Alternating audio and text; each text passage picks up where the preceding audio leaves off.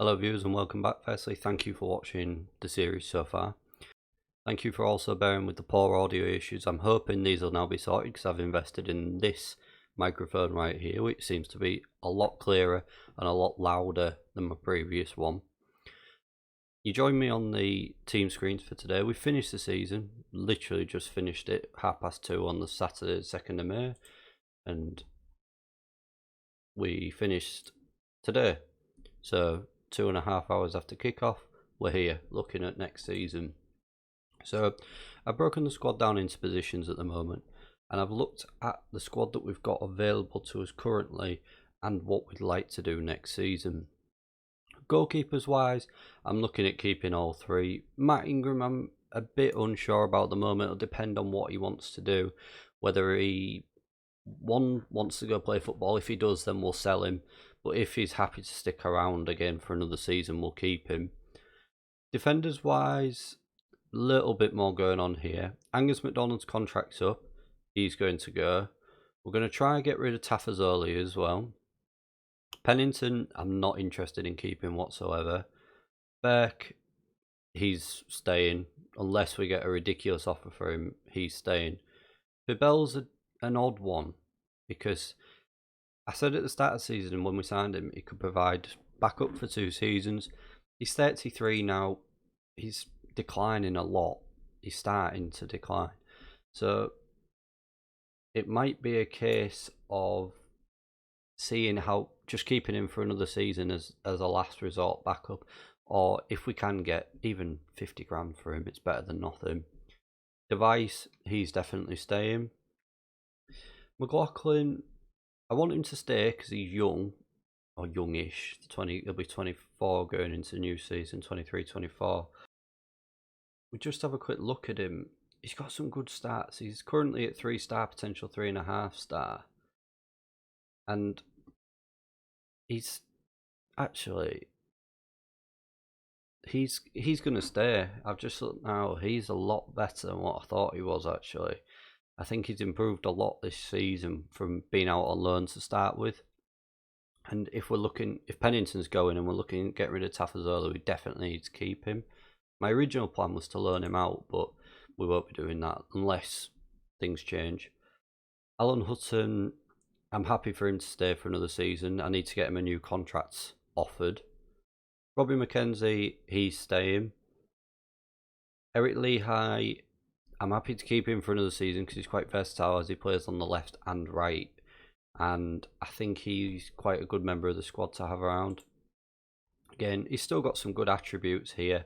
So his teamwork's going up as well. Decisions are, acceleration's getting a bit slower as you would expect coming towards the age, well, coming towards his early 30s.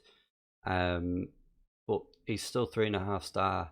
I think he can certainly do a job for us at least next season. Going forward after that, I'm not 100% sure, but again, it'll depend on recruitment. After that, Callum Elder, he's definitely staying. We're definitely keeping him. Midfield gets a little bit tricky here. So Kevin Stewart, he's keep 100%. Dan Batty, we're going to keep him. Again, he's young, so he's got potential in there. Herbie Kane, now, this is a player I want back on loan. However, that depends on if Liverpool want us to have him back. And I think that could be quite difficult. He's had a really impressive season for us as well. It's just a shame that he got injured so early on. But I would really like him back next season. De Silva Lopez, keep. Again, he's young and I think he's got a lot of time to grow. I mean, he's 4-star player potentially and could even go up to 5-star. So he's definitely staying. And he's played a lot of games this season. So, and 6.99, maybe like to see that improve a little bit, but yeah, very happy for him to stay for next season. Jackson Irvine, keep 100%. He again will have a key role to play next season. George Honeyman, he's someone that I will look at getting rid of. He's currently on loan till the end of December, which is when the MLS window or season finishes, I think. When he's back, we will be getting rid of him. He's just not good enough for this squad, unfortunately. Marcus Maddison, He, for me, is our player of the season. He's someone that I desperately want to get back again next season. Issue is, he's signed a new contract with Peterborough because he was due to be a free contract this summer. Whether they'll let him go, I don't know. And they've just missed out on the playoffs though, so how have they got 3 games left in that season?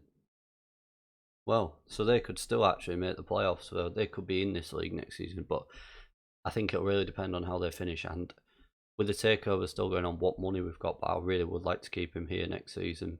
Samuelson, again, he'll be staying. I think he could be quite an influential member of the squad. Bowler, he can go. He's not had a good impact this season. Keenan Lewis Potter, he's the prospect. He'll 100% be saying, I think we'll have a lot of interest for him this summer. What we do with that interest is it'll come down to money basically, and whether he'll want to stay or will he want to challenge himself to go to a bigger club. But I would hope we could get at least another season out of him. Malik Wilkes is a funny one. He had a strongish start to the season, but he tailed off quite late on. I would say, looking at him, 10 appearances, 10 substitute appearances, 3 goals, 3 assists, 6.87. Probably not going to look at getting him back next season.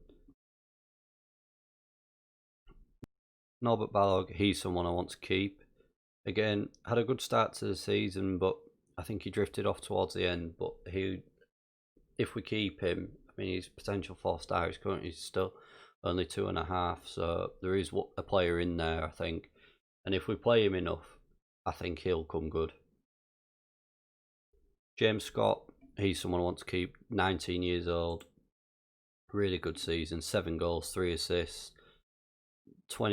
19 starts, 10 subs, 6.93. But he's someone I really want to keep for a long time, because again, he's potential 3.5. Could be 4.5, so I think he's got a player in there. Josh McGuinness, same as Honeyman, he can go when he's back. Tom Eaves, he's not had a good season, he's not really got a chance, but I mean, 9 appearances, no goals. Striker is somewhere we need to improve, that's blatantly obvious, and depending on how many bring in or who we bring in, Eaves could become a fall guy of that, but we have got to be wary that we have got McGuinness to get rid of, which would leave us another player short.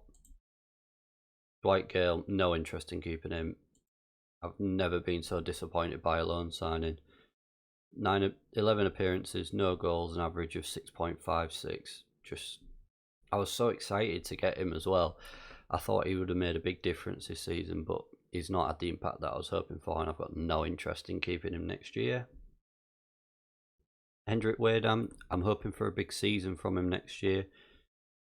He got 4 goals in the end from joining in January with 6.85. I think if he gets a full season under his belt and a good pre-season, he could become a key player of this squad. I never looked at the youth candidates because I totally forgot, to be honest with you. But looking at it, there's really one player that's sticking out at the moment who came through, which is Steve Walker. 16 potential, currently 1-star ability, going down, which is worrying, but potential 3-star, maybe 4-star player. So we'll maybe look at loaning him out next season and see if we can get him some first team football somewhere. And after that, we've got Will Jarvis, who again is a young striker. As you can see from his progress in his here, he's dipped down, but he's picked right up. Again, I think if we can loan him out, he might. I'm hoping even if he hits a 3-star, he'll become a good, useful backup player in the early years. Other than that, no one to really know at the moment. Although Jake Leake, he's dipped down, but he's picked up a lot. But I said there's not a great deal of talent coming through at the moment, unfortunately, apart from Walker and Jarvis. Under 23s, Juanita Lopez. He's had a good second half of the season in League 2, 4 goals in 12 games. Maybe look at loaning him out for the first half of the season next year and see what he does in January, but it'll depend on the striker situation because he could come in as a backup. Brandon Fleming, he'll be someone that's probably a backup next season. Jacob Greaves, maybe loan him out again just to try and get him some game time, although he picked up, but he's dipped down quite a lot there, which is worrying. Alex John is a player that started at the club when I loaded the game up. He's on loan from Yeovil. I don't think we'll be bothering with him. No, we're not interested. Will Mannion's a funny one, but I think we will be keeping him because I think it's always a good idea, and especially actually if Ingram does want to go, then Mannion could come in as the backup. And his contract is up in the summer. I think the director of football has offered him a new contract, but I mean he's on a big wage, so it could be quite a big difference. But he's a good midfielder to have and to be able to bring in. But maybe see how he goes. He might reject the contract offer anyway because we can only offer low wages. Other than that, I think the only other people that maybe look like they get near the first team will be Nuadiko, who he might come back in. He's not been offered a deal by the director of football, but he's on 10,000 a week.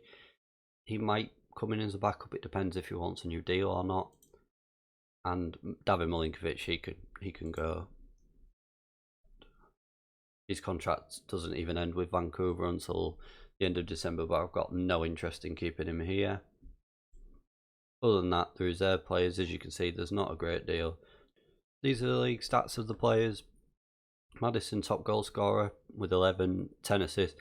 Like I said, you can see why we want him back. He's a big part of what we've done this season, and I think that's a lot of goals and assists to take out of the squad. Lewis Potter, second top goal scorer with 8. Again, really positive first season for him. Same with Scott. Balog, highest scoring striker with 6, and Waydown follows up with 4. Kane and Samuelson also follow up. Going down the list, and you've got Wilts with 3, Bert with 2, Batty with 2, and all on one at Irvine, Device, Fibel, De Silva, Stewart, and Hutton. Hutton as well with 7 assists. So Hutton and Madison on that right hand side produced a really effective partnership for us, which I'm really excited to see. And I would maybe like to keep that here next season. Finance wise, we've got just over 6 million in the bank, but with the impending takeover, this could easily change. I've not heard anything about the takeover, but it's still going on. What I'll do is I'll play a few weeks forward, and we'll have a look at maybe who's coming down and who's coming up, and see if we've got any news on the takeover. We've just had the end of season awards. Kevin Stewart gets player of the season, Madison in second with Hutton in third. Madison gets goal of the season, Hutton signing the season, and Reece Burt with young player of the season. Budgets have been set for next season at the moment, with 3.39 million to spend and 215,000 a week on wages. I've just had a message saying the takeover is on the verge of collapse, which is worrying because that's the second time it's happened this season.